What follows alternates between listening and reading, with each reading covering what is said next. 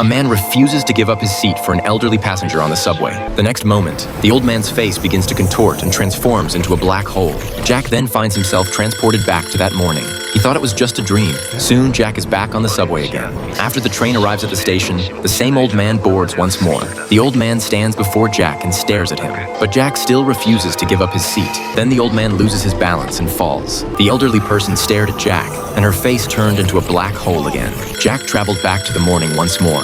He thought to himself, "This is truly bizarre." Jack took the subway for the third time. Soon, the elderly person boarded again and stood before Jack. Jack hesitated. This time, he decided to give up his seat. Then he nearly stumbled. But this time, he didn't travel back to the morning. Just as he stepped off the subway, Jack saw a woman knock over a bicycle. He didn't stop and kept walking. She knocked over another bike nearby. She looked at Jack, and her face began to distort. Jack traveled back to the morning again. Today was an important day.